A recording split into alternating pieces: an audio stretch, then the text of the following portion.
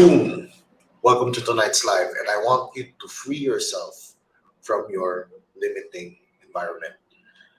And how many of you watching me have ever felt like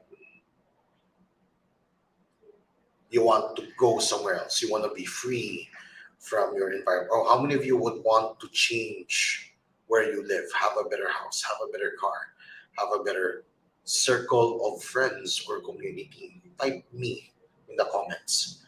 And the reason why I say this is because, well,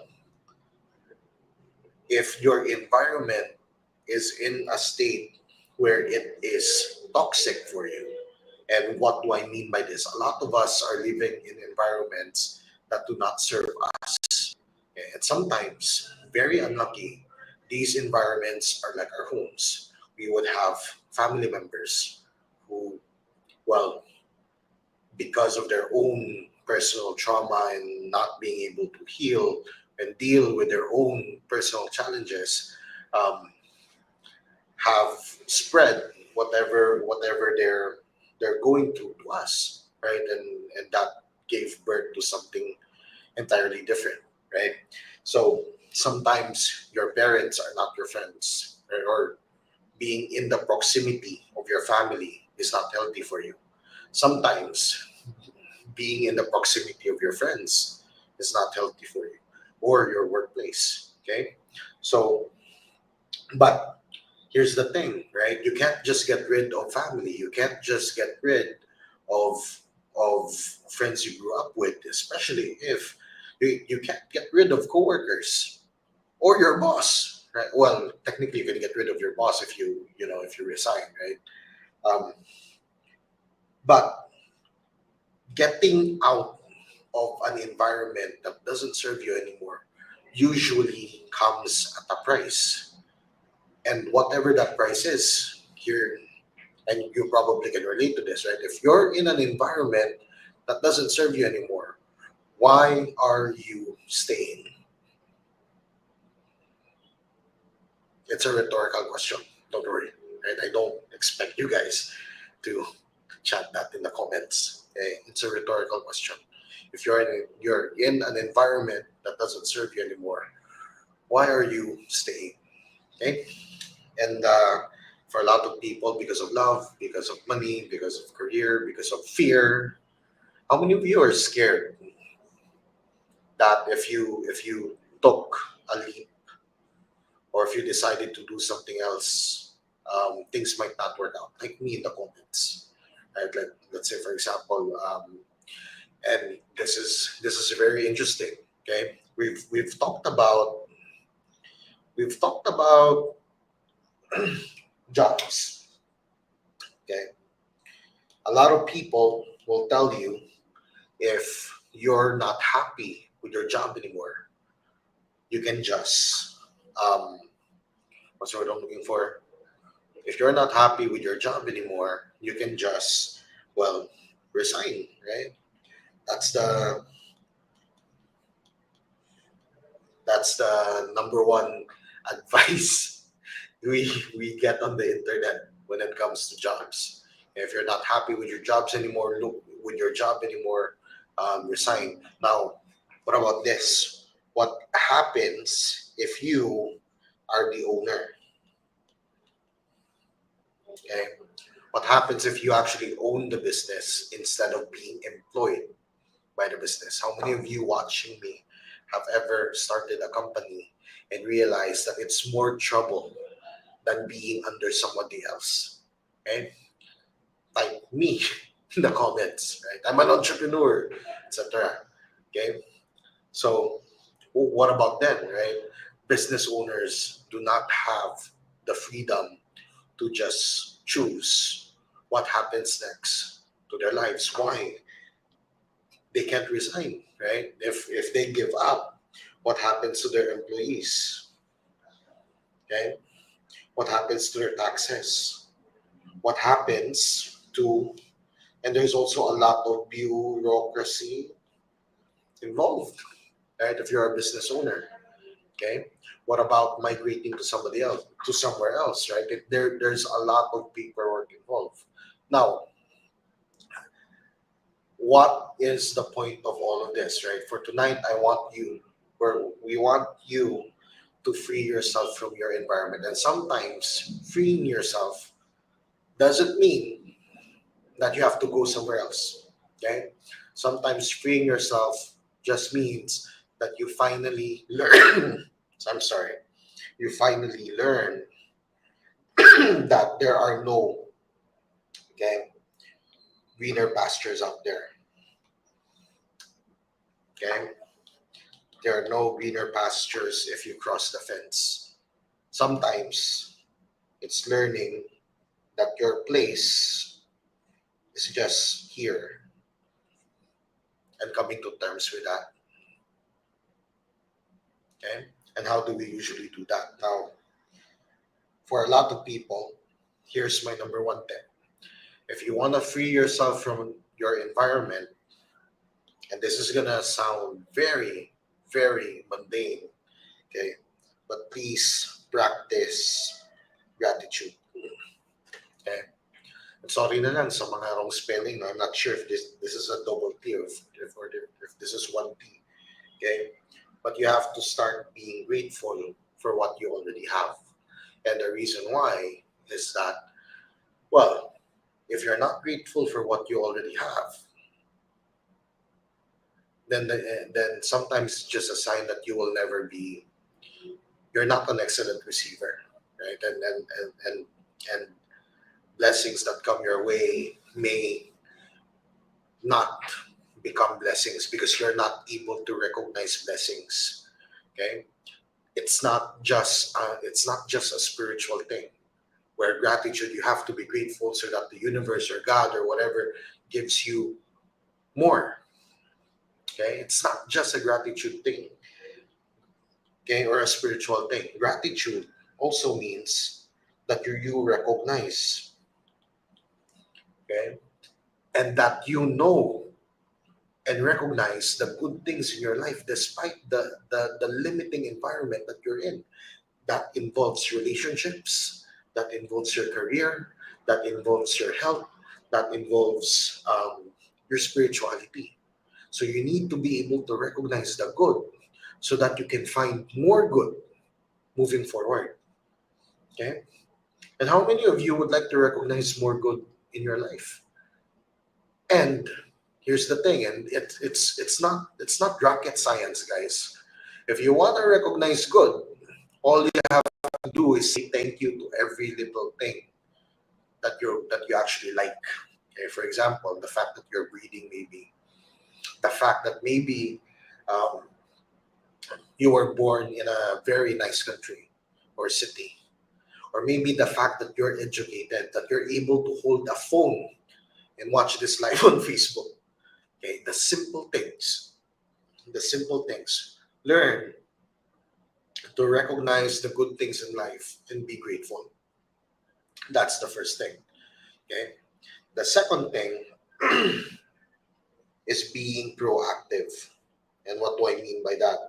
Well, a lot of people has to focus there on what you call their circle of influence. Okay, there's this thing called your circle of influence. Okay, and then there's another circle which I forgot the exact term, but in this circle, this is the circle of concern. You okay? So here's the difference. Influence means you are able to directly affect anything.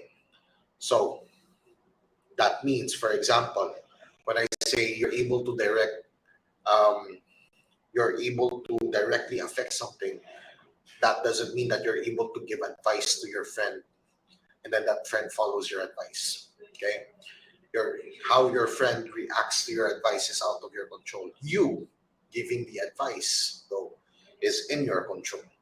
Okay, you choosing what to eat moving forward is also under your circle of influence. Okay, you choosing what to read, what to do, how to react to stimulus. For example, one of the one of the biggest things right now. Okay, how do people react to monkeypox? How do people react to the pandemic? How do people react to war? How do people react to the recession? Okay? If you're someone who is swayed by outside stimulus, okay, then it's this take this as a sign to slow down and focus on what you can control. And what can you control most of the time? Okay, you can control your breathing. Take deep breaths. You can control how you react. You can control the meaning behind the events that happen to your life. Okay, and who knows, right? The point here is that if you want to be proactive, the key word is you have to take full responsibility for your life. Okay, you don't get to blame the environment. You don't get to blame your upbringing. You don't get to blame um,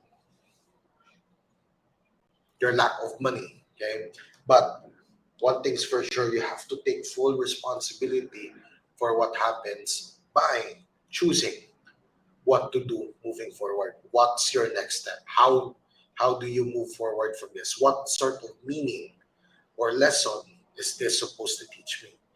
And this is where recognizing things, good things that come into your life, come in handy. Okay. Now, and then the last thing that you need to do if you want to free yourself from your environment is, and sadly, and for a lot of you, you're probably sick of hearing this from me. Okay. But you need to create a deep and powerful why. Okay. Find a why that's strong enough to push you forward despite your circumstance. Okay? I remember when I was starting in business, my why was to get out of debt. How many of you have debt? Don't say me in the comments. Right? My why to start my business when it was just starting out was to get out of debt.